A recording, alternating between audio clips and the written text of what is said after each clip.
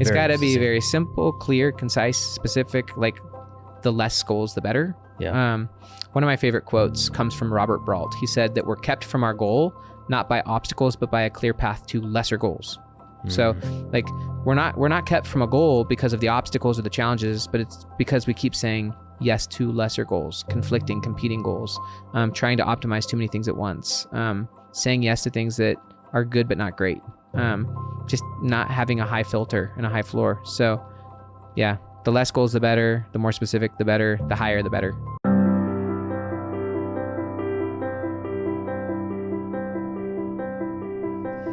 Today, I am thrilled to introduce our guest, Dr. Benjamin Hardy. Dr. Hardy is an organizational psychologist, best-selling author, and highly sought-after keynote speaker. His latest book, The Science of Scaling, dives deep into what it really takes for individuals and organizations or wards to grow. And not just grow, but to do so with purpose and vision. Dr. Hardy has been featured in major publications, and his research and writing have profoundly influenced leaders and entrepreneurs around the world. So it's about time we let him influence church leaders as well. In this episode, we'll focus on concepts that are especially relevant to our Latter-day Saint audience and leadership, creating clear focus and vision, how to align your daily actions with higher purpose, and what that actually looks like in a ward or a ward council or in your personal life. Key indicators for scaling. How do we scale? How do I identify the most important metrics and goals that you can rally the ward around that actually will get it to move forward? One of my favorite concepts that I learned from Benjamin Hardy is raising the floor. How do wards and stakes do this? How do we understand this other side of goal setting, that we can't just push people more and more? We have to actually strengthen their ability.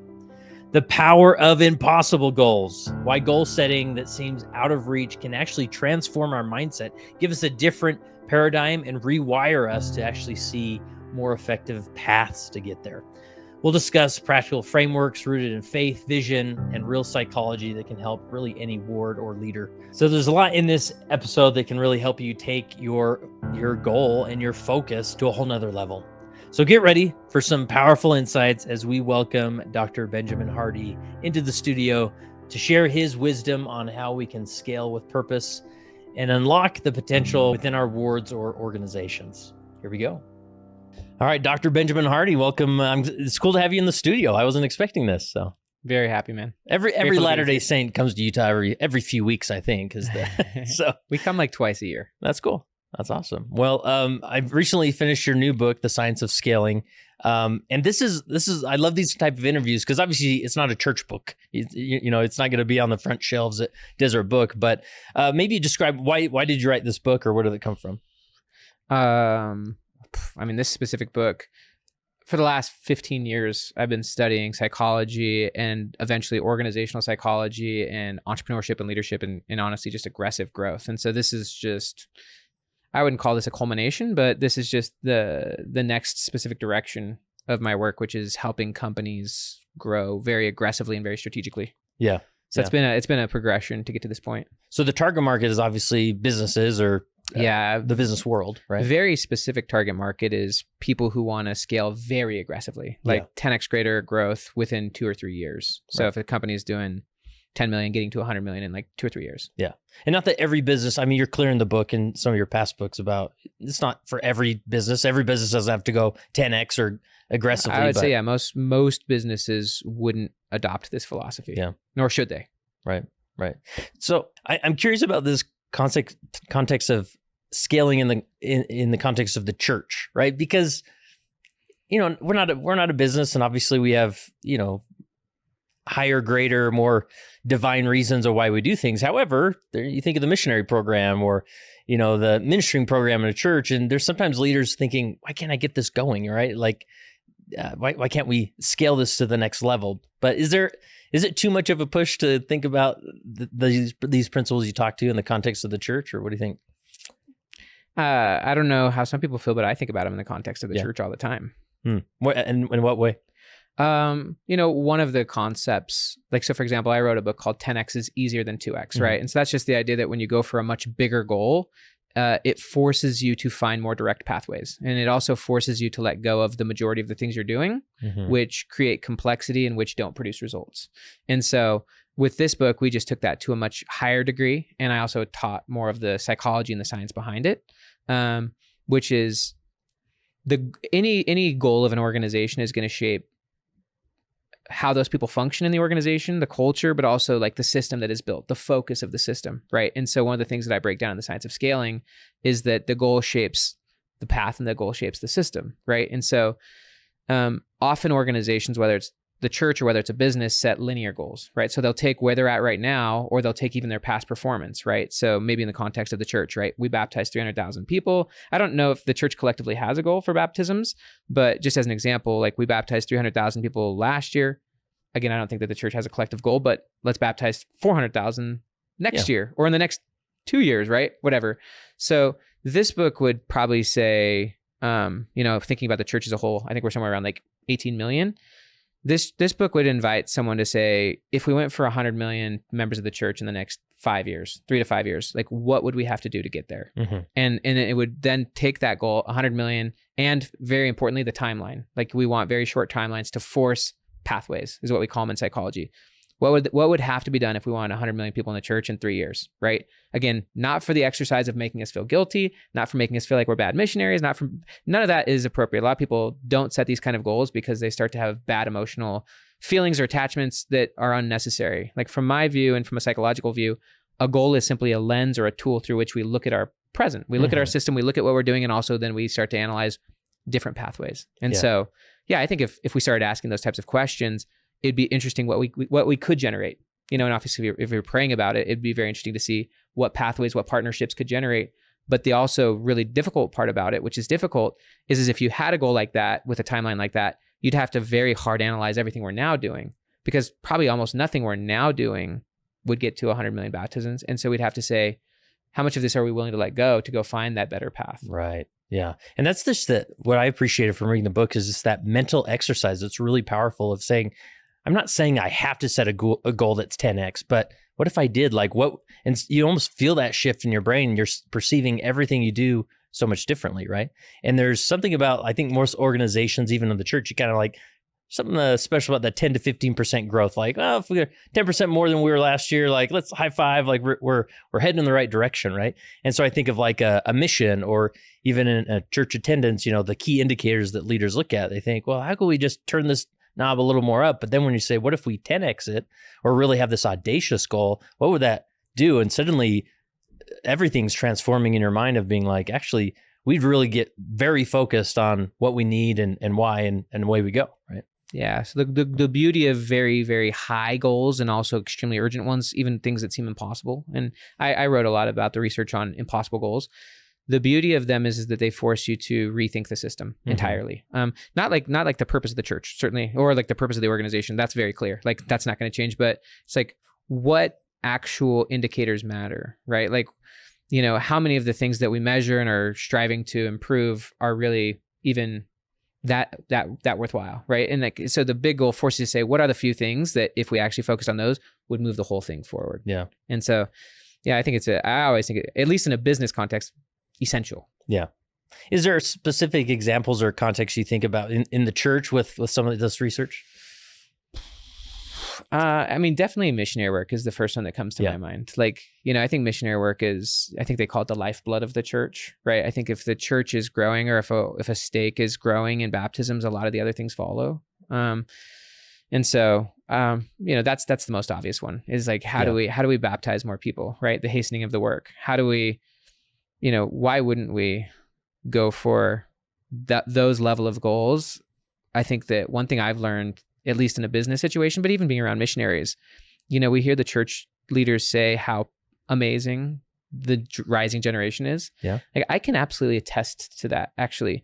Like in our company, we have a lot of young 20-somethings that are so talented, so sharp, so fast, so quick to understand the high-level principles or ideas, and then to apply them in really interesting, efficient ways.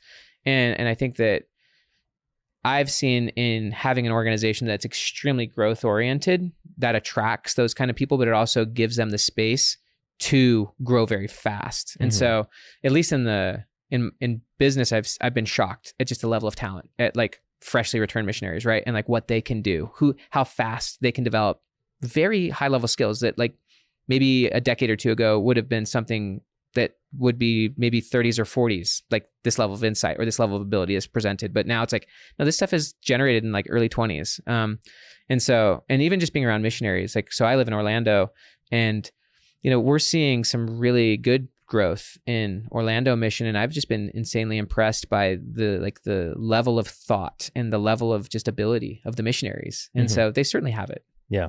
Yeah. So you tell the story you're co-authored about his mission in Brazil, I think it was. He served in Lima, Peru. Oh, Peru. Okay. And how he had a shift of having an audacious goal that kind of shifted his approach to missionary work. Yeah. One of the core fundamental principles, like psychological principles, and then I'll share Blake's story a little bit, is that psychologically, the past and the future are not outside of us. That should make sense. Like if I'm thinking about my childhood or even my mission, like 15 years ago, I'm thinking about that inside my head, right? Yeah. It's not outside of me. And so like the past and the future are not outside of me. What they really are lenses through which I think about they're lenses through which I operate in the present. Yeah. They're very important, but they're lenses. They're just frames or tools. And so one of the more foundational pieces that we teach is that most people, they let their past and their present dictate their future. You know, and again, I already shared that as an example. Like if a business is doing $1 million, they might use their past performance to shape their goal. All right, we did $1 million last year. Let's go for 1.5 this year, right? That's not an effective use of these tools.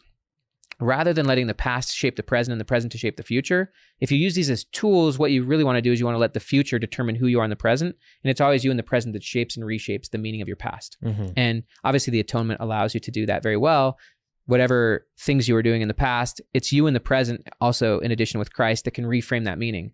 You know, sinful experiences or just mistakes can be turned into great learning, beautiful things that you end up being grateful for. Or even someone who did something harmful to you, right? You can reframe that through forgiveness, right? And it can be a meaningful thing. So it's the future that determines the present, and then it's you in the present that is required with agency. In psychology, they call it locus of control. It's you in the present that is responsible for how you give meaning to your past. But the big piece here is, and there's a lot of growing research on this, the future weighs, you know, just to give a metaphor, it weighs 10x the past. Like the future is really what shapes your present, and the quality at which you think about your future. One of the reasons why this is, you know, useful from the gospel perspective is we have the plan of salvation. We think about the celestial kingdom. Like those things, of course, shape who we are in the present. If you have a bigger and better view of your future in our gospel, knowing we can become like God. Like, I don't know of a bigger future. I don't know of a better future. And of course, that future shapes how we look at ourselves in the present. And so just knowing that it's the future that shapes what you see, what you do, who you are in the present. Now kind of just knowing that concept, lending that to Blake and to the idea of impossible goals. So one thing that was interesting about Blake is he did set a seemingly impossible goal at the beginning of his mission. And this was private between him and himself. You know, post that, now he's a few years from his mission and we write about it in a book. He set the personal goal for himself and private goal to baptize 100 people in his mission. And that was between him and himself. He didn't know that in Lima, like the average missionary baptizes between 10 and 15 on a whole mission, you know, but that was his goal. I want to baptize 100 people. And so if you fast forward the first half of his mission, he's, you know, and again, I don't remember the exact specifics, but I think he's somewhere around like 4 baptisms. And he's like a year into his mission, he's baptized 4 people. And, you know, that's I think a really important place for anyone to say, do I toss off this goal and just accept that that was kind of an unrealistic thing? And I'm in Peru, that's just not realistic. Like, you know, maybe I should just do what everyone else is doing, right? And the beautiful part is that he didn't do that. He, you know, one of the things that we talk about in our framework is just, you always want to operate from the goal, never toward the goal, right? Rather than letting the present shape the future, you always want the future to shape the present.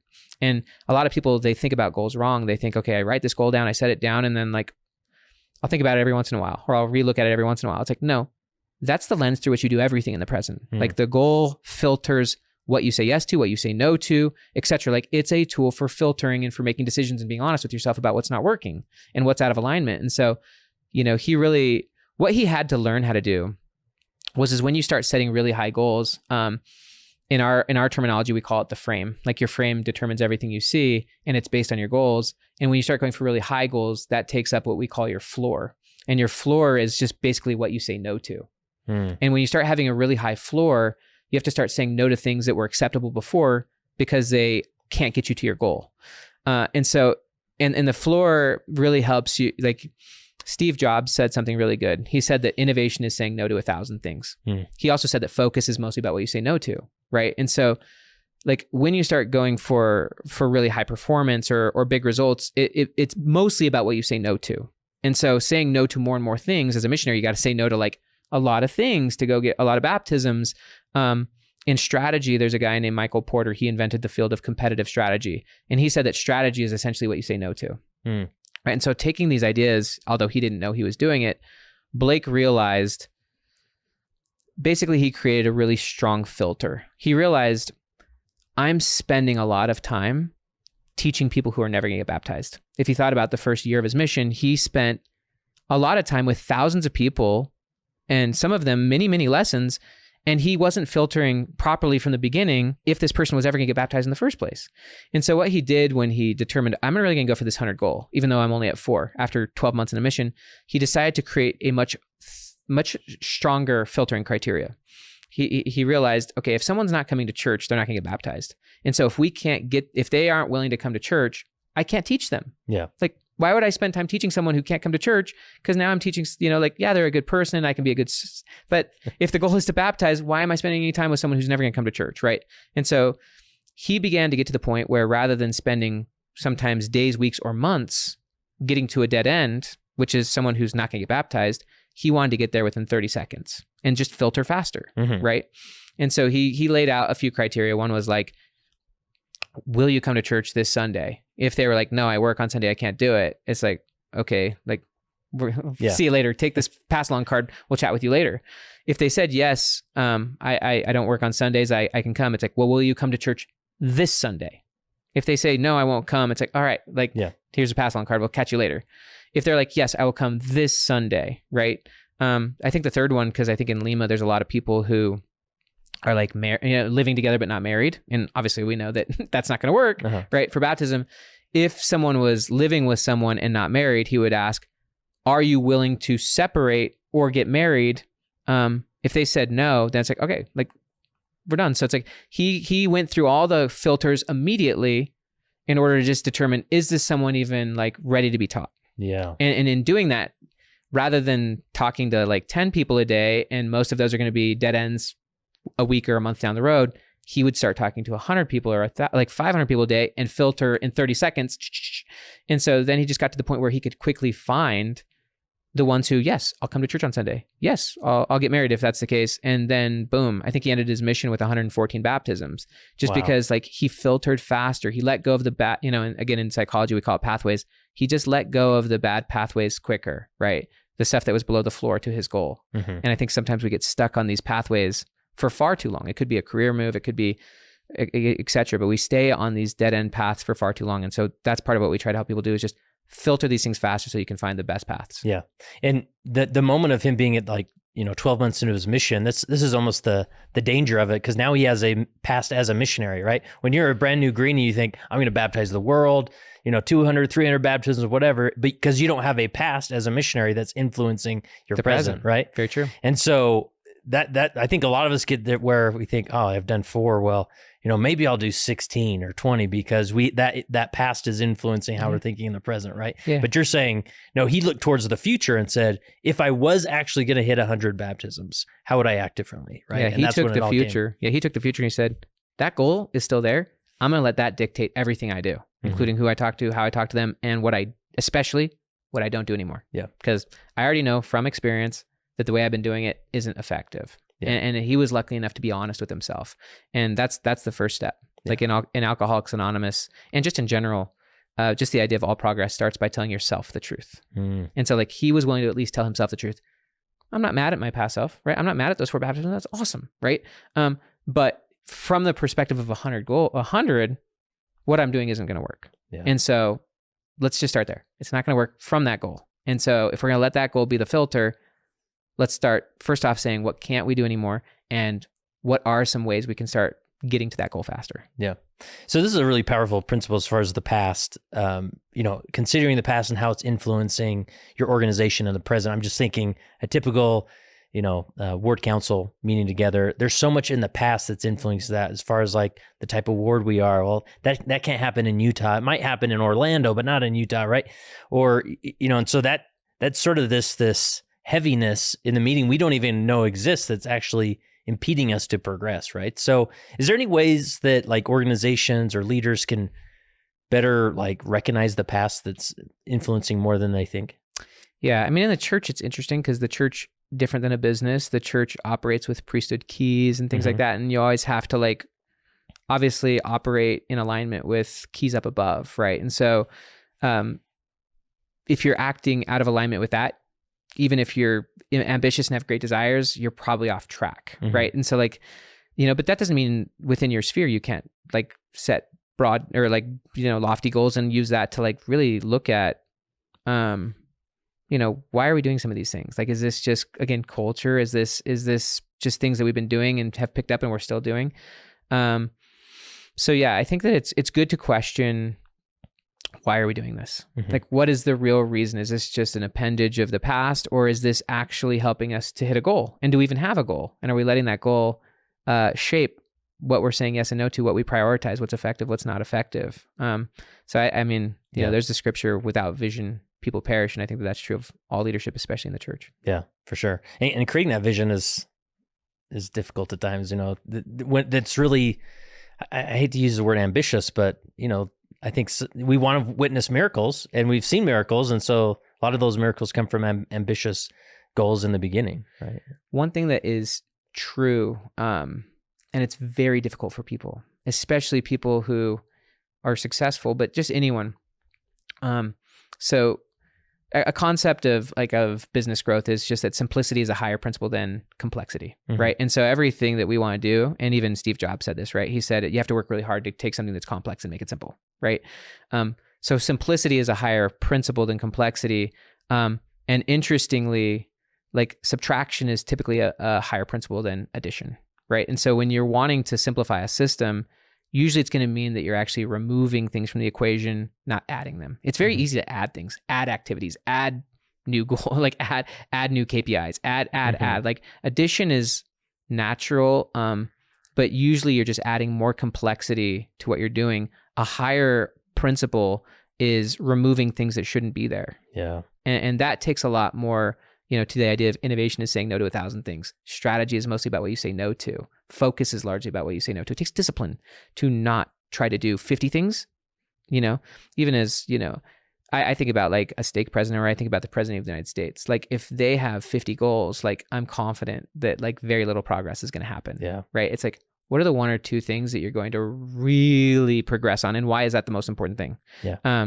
Without that focus, you're going to have a complex organization that's going to keep just getting bigger and bigger, addition, and it's going to get more complex, and that's when stagnation creates, My mind goes to maybe like a typical like ward council setting where maybe it's like, the goal is we want to bring people into Christ, right? Oh, how would we do that? And, the council starts going and usually ends up in places of, well, let's have this activity, or maybe we'll do this or that. We typically go to a place of adding things. But it would be interesting as far as the inspiration or revelation in that room when we say, this is the goal or the vision I'm trying to articulate, but you can only suggest things of removing. What can we remove in order to get there, right? And that could be really powerful. Well, think about all of those conversations that happen in a typical ward council, which, to be honest with you, I've not been in one for a really long time. But like, how many of those conversations lead to the result the next week? I would argue often not as many as we would, not as many as we'd want, but what is the reason why? Because there's so many other things we're already doing. Right. And so even if that was a great intention, there's 50 other things that we have to be doing anyways. And so we're probably going to put very little focus on that thing, even if it was the right thing. We just have too many other things that we're doing because of the web of responsibilities we think we have, or the things that we think are important. And so even if it was the right thing, we're probably not going to do it. Yeah. Because we're doing 50 other things. Yeah. Reminds me of a time when I was a bishop in inner city, South Salt Lake. And I just had this moment of an epiphany. I was sitting on the stand, and it's like the words on my mind, the words came to my mind, Kurt, how can you lead them if you don't know them? And I'm like, God, because we were in a very transient ward, right? I pulled out the ward list and there was name after name after name. Me as the bishop, I didn't even know who they were or if they're there, right? And so I remember this moment in ward council where I said, I couldn't care less about home teaching, right? This is about back in the home teaching days, right? I couldn't care less about home teaching or visiting teaching. We've got to find these people, right? And I was sort of like, wait a minute, you can't say that. You're the best. Like, you have to care about home teaching. But in that moment, for that focus for the next 6 months to a year, it was, we are finding these people. There's not going to be a name on the list that we don't know if they live there or, they don't have to come to church, but at least we know they're there, right? And it was incredible to see that shift in the ward because I removed something. I'm like, I don't want to hear about home teaching numbers. I don't want you to talk about home teaching. I want you to talk about how can we go find these people, right? And so that's an example of maybe removing something that really created a strong focus, right? Yeah, or just defining the focus for them, which is beautiful. Yeah. And so what other advice would you give as far as getting really clear? Because, man, it is tricky. You're in a ward, you have a lot of dynamic people. You've got, the family history specialist really cares about their goal. And they're like, there's always this dynamic of fifth Sunday lessons. Everybody wants a slice of the fifth Sunday. Can we do a fifth Sunday lesson about family history? Or let's talk about missionary work, right? Like the ward mission leader is really excited, right? And you sort of the tyranny of experience and excitement, right? Where everybody wants to do their thing, their program. And so we kind of just give a little bit to everybody, but then we're kind of going through the motions at times because we don't have a clear focus. So in a church with so much, obviously we have to stay within bounds of policies and handbooks and things, but what comes to mind as far as a ward really getting focused? I think that the church is, from my understanding, really moving in the direction of like clarity of obviously purpose, clarity of roles, right? So for example, the bishop's primary objective is focusing on the youth and getting the youth on the covenant path and getting them on the mission, right? Yeah. And so like, to the extent that that person stays in that lane, rather than like, in a business, it would be like someone who's over managing everything versus like just owning their lane, right? Yeah. And that's fair. Again, it's hard not to do, right? It's hard even for me as someone who's like largely leading a company, like to not like overstep my bounds and like micromanage and have my hand in everything, right? And then you start to become the bottleneck of everything, rather than just like own your role, like elevate the other roles, like, in terms of Relief Society and Elders Quorum, like they lead the work of salvation exaltation, like in the ward, right? It's like, let them do it. Like, and so it's just, I think it's knowing the structure, knowing your role, and then just owning it. And obviously like the bishop has a few other things to do, but it's just like, what is like the most important thing, right? And knowing the cost of dabbling your attention in the areas that are slightly outside that responsibility, the cost, in my sense, of going below the floor in that case of that role would be, young men and young women just don't go on missions because the attention was maybe where the Elders Quorum president should have been, but there was not clear ownership of roles and structures and stuff. And so I think about, just what's the objective? What are the roles? What's the most important focus in those roles? Like, to the extent you can, stay in your lane. Yeah. And trust, like obviously just gotta be conversations and stuff like that. And there is counseling, but if you can really be in your role and just own that, that solves most of the problems. Yeah. And for the bishop to really enable like an Elders Quorum president, or at least I president, say, this is your lane, like run with it. Like, don't wait for me to get in your lane and then show you how to do it, but it's yours and go for it. Right. Yeah. Study the handbook, like own the role, and like, let's collaborate when it makes sense, but like, let me focus on the youth. Yeah. Explain this concept of the floor and raising the floor and why that's important in goal setting and scaling. So how I look at it is that a company's success or a person's success is less about their ceiling or their potential, and it's fundamentally about their floor, right? And their floor is what they're saying yes and no to, right? And so the floor, like, I've worked with professional athletes and stuff like that, and I think it's very interesting when you go from one level to another, right? You go from college to pro. What happens is that those who go to the next level and fail is because they didn't raise their floor, meaning they didn't, like, in order to get to a higher and higher level of performance, you have to stop doing a lot of the things that were acceptable at the prior level of performance, right? So things that were acceptable even to be amazing at the college level are not acceptable at the pro level. But often people continue to say yes to things that they shouldn't, and they don't raise that floor. And if you think about like the difference between like a Steph Curry versus some other player who's really talented, it's their floor. Like Steph's floor or his baseline performance, he doesn't go under like 20 points a game very often. Like that's his floor. Like that's normal for Steph, right? That's his expectation. That's his standard. Like and so like, yeah, sometimes he has games where he gets like 14 points, sometimes like, but very rarely does he go below that. Whereas the average player, like maybe they hit that like once every 15 games, right? Like that's just not. And so it's the floor that really determines where a person goes. And the floor is what they say no to. And getting to the point where you're saying no to more and more of the things that used to be acceptable is essentially letting the future shape what you do rather than the past. And when you start raising the floor, you're kind of going against your former self. You're letting go of the things that you used to do. In a company, raising your floor means like we don't do these things anymore. We don't work with these types of clients anymore. Like just as an example, if a company is doing $1 million, right? Just like say, for example, a financial advising practice, they're doing $1 million in revenue. They've got 100 clients, right? So each client pays them $10,000 a year. If they want to get to a 10 million or 100 million, right? Like they probably most of these clients wouldn't be their clients, right? Like they would have to like understand, again, if they just wanted to go 10x, how many people would we have to work with in order to have a firm that's doing 10 million a year? Do we want 1,000 people what we currently want? Or do we want 100 people who don't pay us $10,000, but 100 people who pay us $100,000, right? Yeah. But if we go for that model, we can't keep saying yes to these people. So you have to raise the floor and develop a new level of mastery. And a lot of people won't let go of the small fish to go catch the bigger fish. Yeah. I mean, much like Blake's mission experience where he's like, I do not teach people who don't come to church. That became his floor. Yeah. So like, but that wasn't the floor of the other missionaries. Yeah. The other missionaries would teach people who don't go to church. And so their floor was lower on who they would teach. Blake's floor was like, I don't teach someone if they're not going to come to church this Sunday. Like that became his floor. And so he didn't say yes to anyone who wouldn't come to church. And so his floor was a lot higher in terms of what was acceptable to him for even a first lesson. And so he didn't have a first lesson with people who weren't going to be at church that Sunday. Yeah. Whereas other missionaries, their floor might be so low that like they might teach someone for a month and then realize, oh, this person's never going to come to church. And so they just spent how many hours? Like dozens of hours on stuff that wasn't going to get the stated goal. Yeah, really interesting. And I'm just thinking in a different leadership context of this is I see it a lot maybe it happens all over, but in like the stake presidency level where, we have stake conference every 6 months and it's easy for that stake presidency to think, okay, like now's our chance. We got this opportunity to talk to the stake.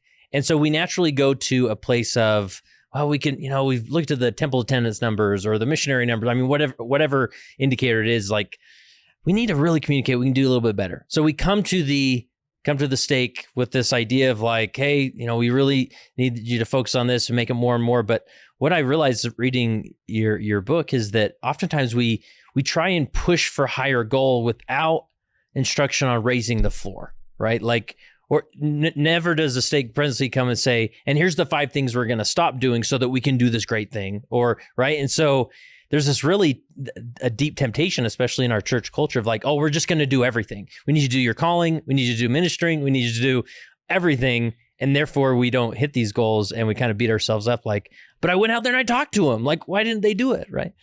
Yeah. I was talking to someone unnamed who, who's been a very high-end general authority of the church. And he said that we can really easily guilt ourselves in the church because we try to do everything, because in general conference we get 50 to-dos, right? And we don't know how to filter the priority for our own self or for our own calling or situation. And so then we think we have to do all 50, right?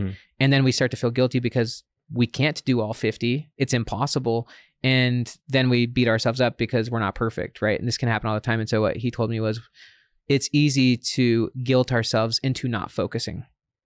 And the idea of focus is that you actually choose the focus and accelerate that focus. And so instead of focusing, we guilt ourselves into,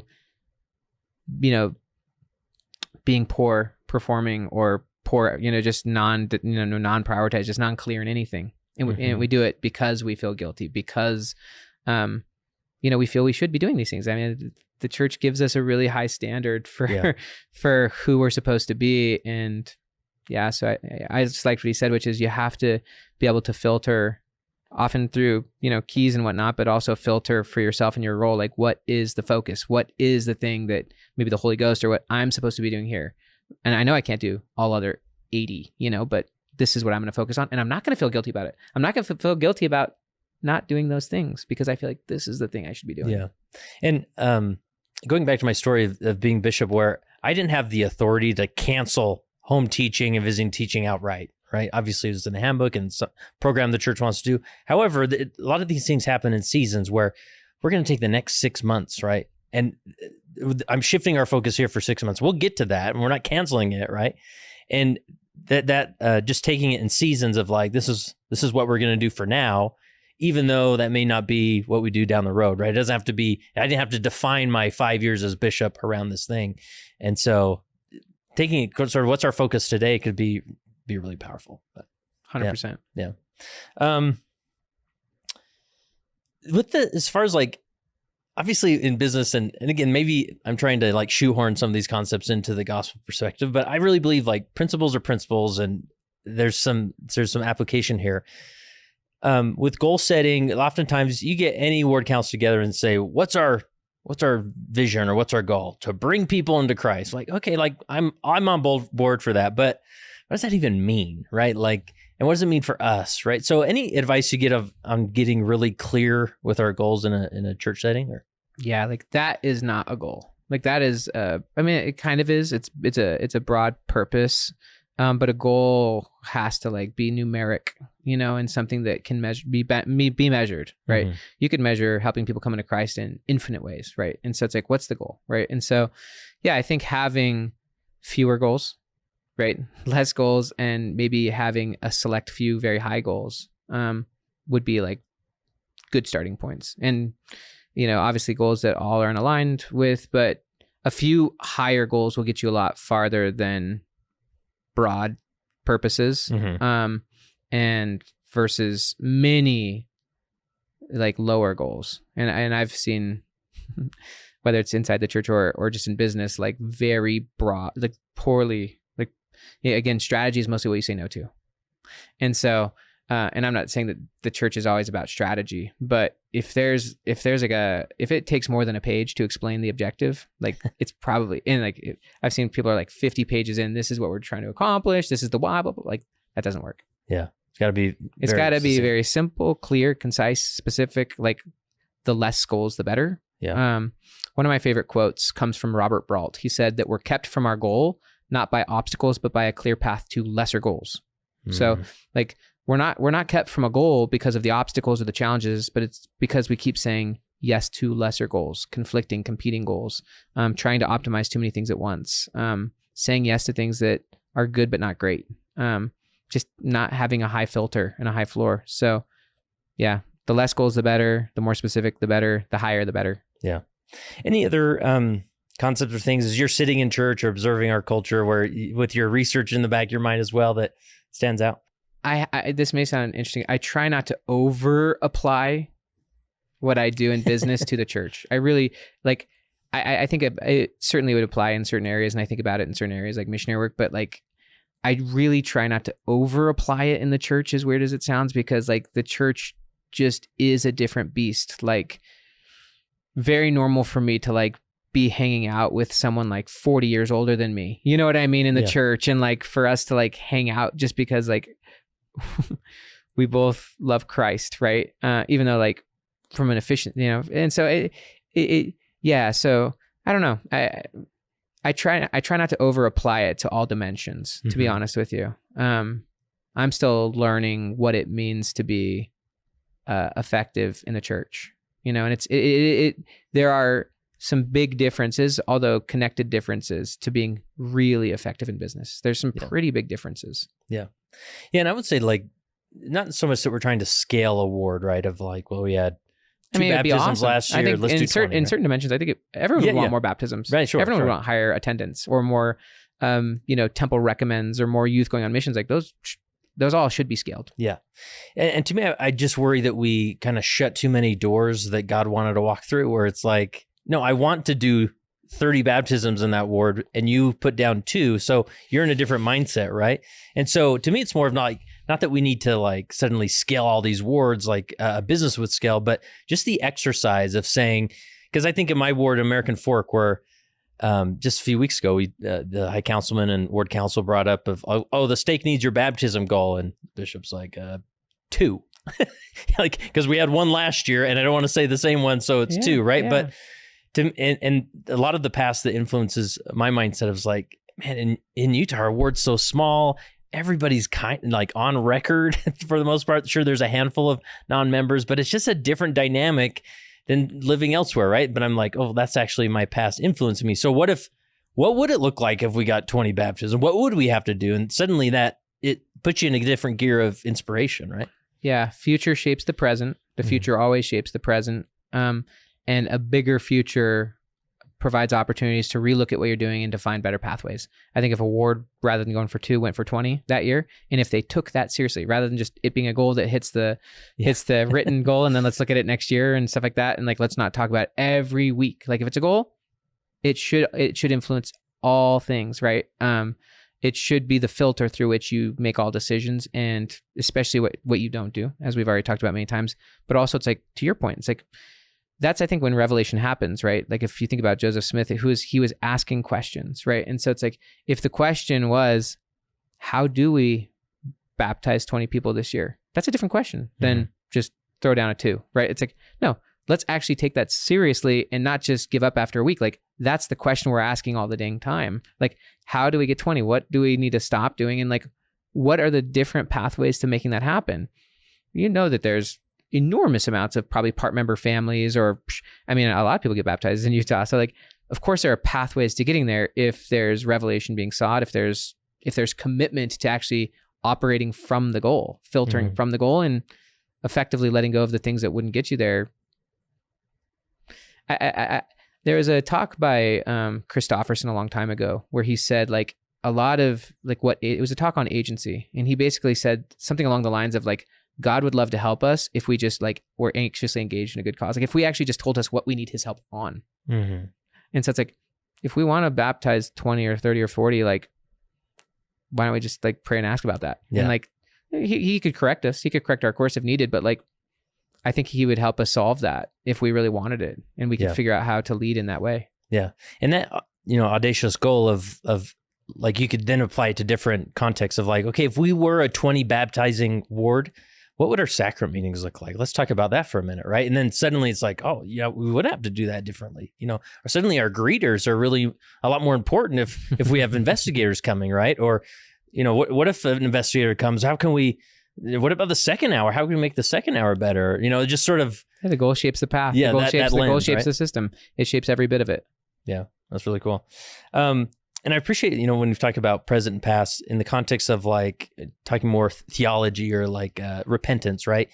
I think, whether it's bishops or individuals showing up on Sundays, a lot of people walk into that context of whether it's the bishop's office, the chapel, the elders' quorum room, just the heaviness of their past, either that week or that year, right? And that's the beauty of repentance, is that our theology points us to the future of who could we become, right? Like, what could God do with us? And repentance really is sort of reorienting which way they're looking, not necessarily in their past, but in their future, right? Anything more you'd say there? There's huge stuff to say there. Like, my father, when I was growing up, was a heavy drug addict. My parents got divorced when I was 11. I grew up in Salt Lake. My father got through a deep depression, was a deep drug addict. And I was lucky enough to navigate through all that and get on a mission. But certainly, like, he could let that just impact him forever.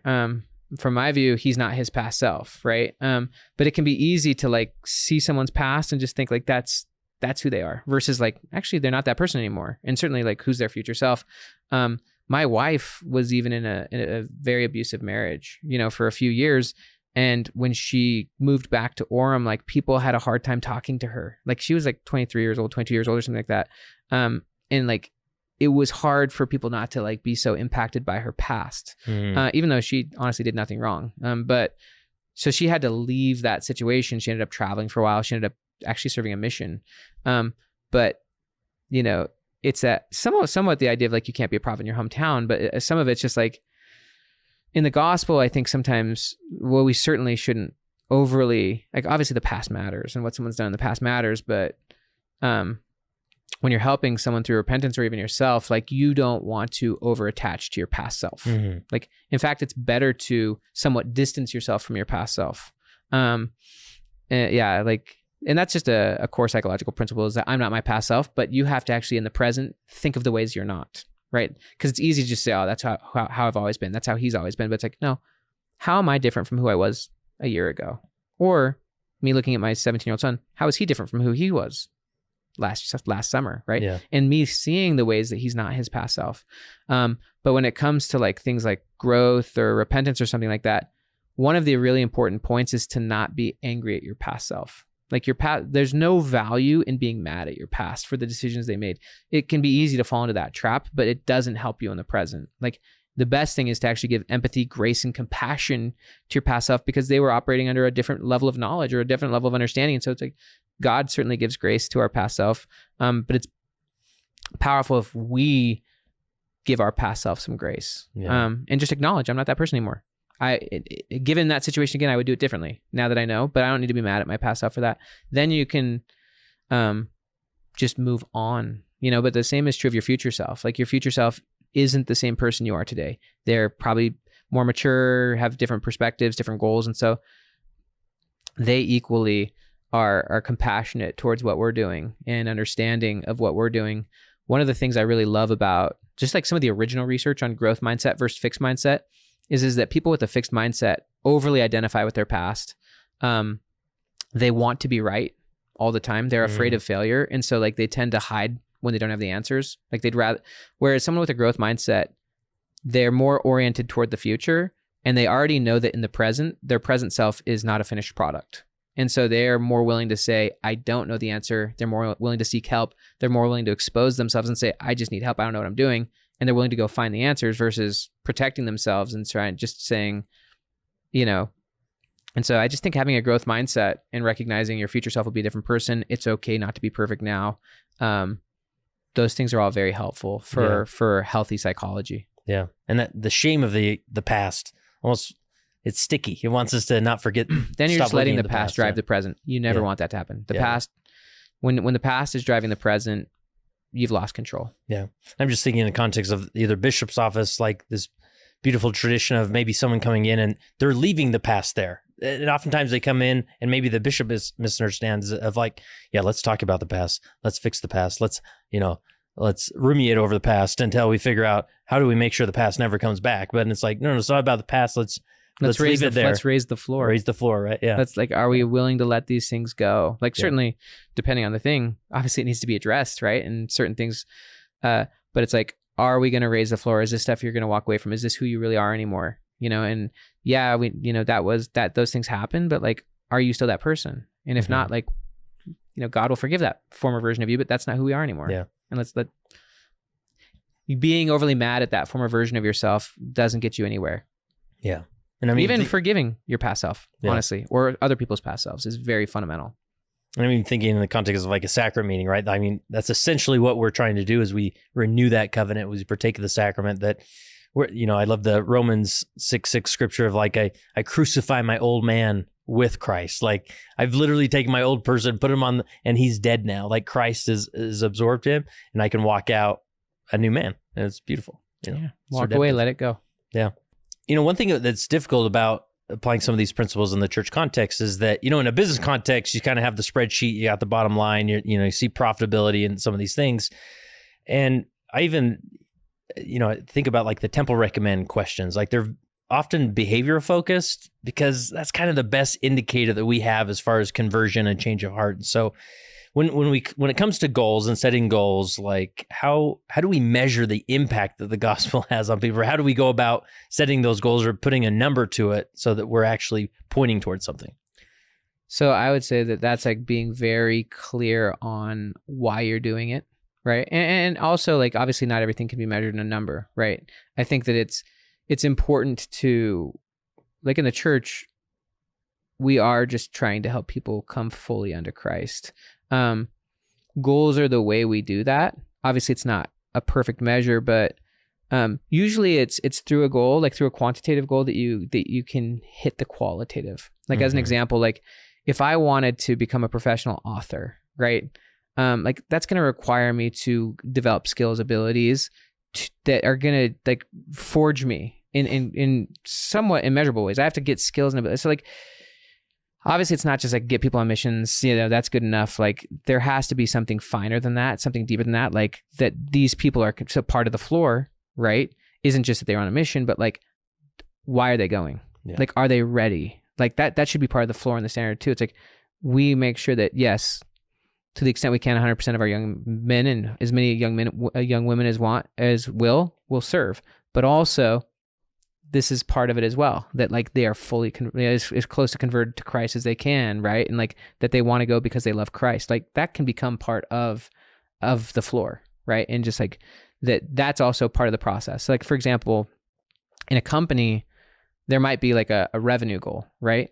But in order to achieve that revenue, you actually have to like do something, right? Like it might be like innovating a product, right? And like you're not going to hit the revenue goal if like you're not actually doing the real work. Like it has to be a good product, right? And like it has to be impactful to the client, right? And so, there is that, I won't say innovation side, but it's like it's the side where you're like actually doing the thing, and how good are you doing it, right? Versus just doing it average. Like how good are those youth being converted, right? But and you would think that the qualitative measure would be enough, but it's sometimes not. Like it's like if it's like we want you. Sometimes you would think like if we just help our youth come fully into Christ, they're going to go on missions, but that might not be the case. Like how about we sort of do both, but like let's get them on missions, but let's get them converted to Christ on that path, like deeply converted to Christ on that path.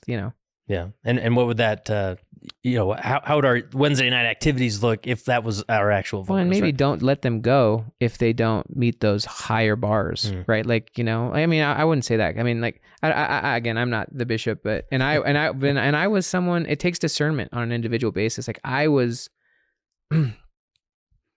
have not been viewed, from where I came from as someone who could have been a decent missionary. Like I was not very refined when I left, and I was lucky to have bishops who said, like, let's look at this guy's future self. Hopefully the Lord can shape this guy a little bit. So, but I do think having part of the floor be some of those core purposes why, and some of the deeper, why are we doing this? Like, what's the most important thing?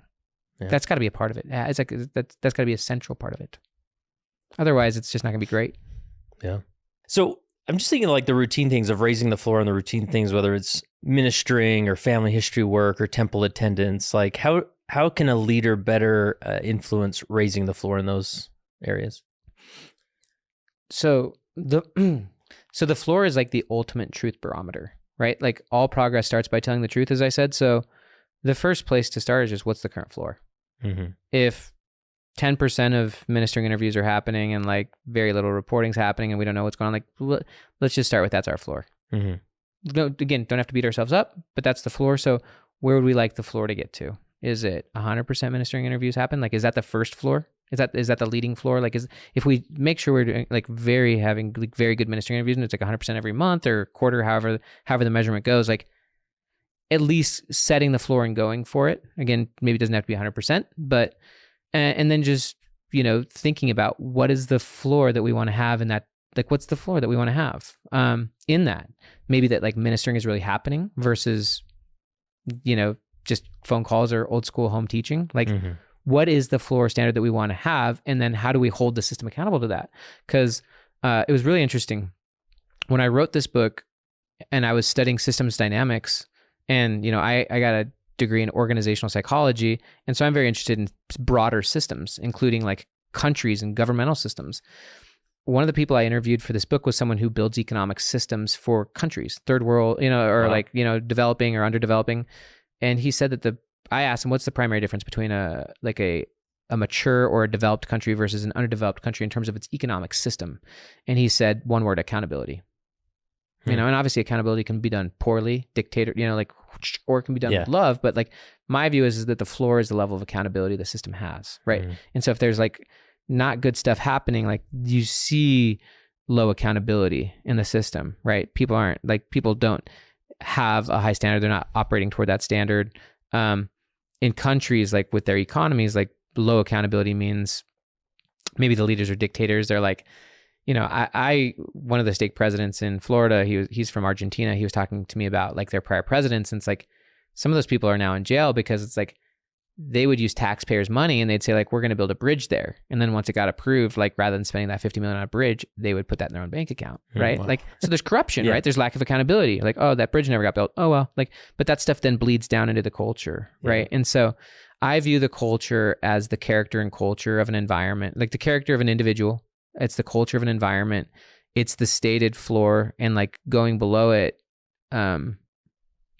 is, it goes against who you are.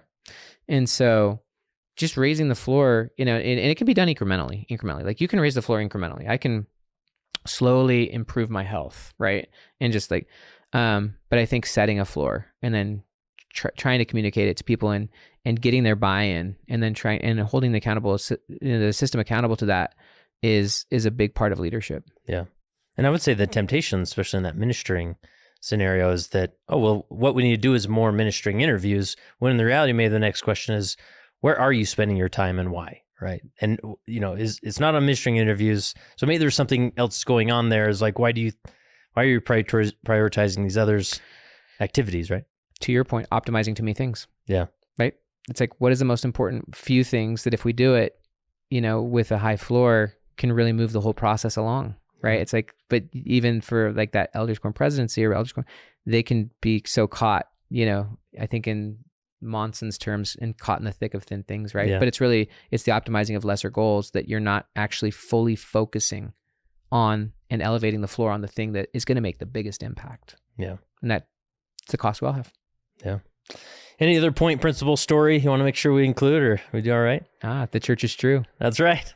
And it's amazing the scaling that Jesus does in our souls, right?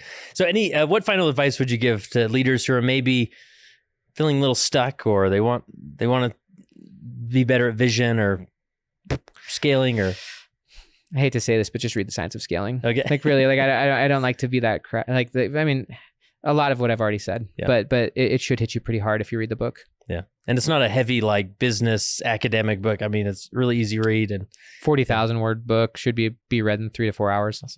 Awesome. And available on all the places, anywhere. If people want to learn more about you and your work, where would you send them? So I would say we do give away the audiobook for free. It's scaling.com/audiobook. If anyone, obviously you can go get it on Audible. You can buy the book. But yeah, scaling.com is our business, and scaling.com/audiobook is where people can download the book for free.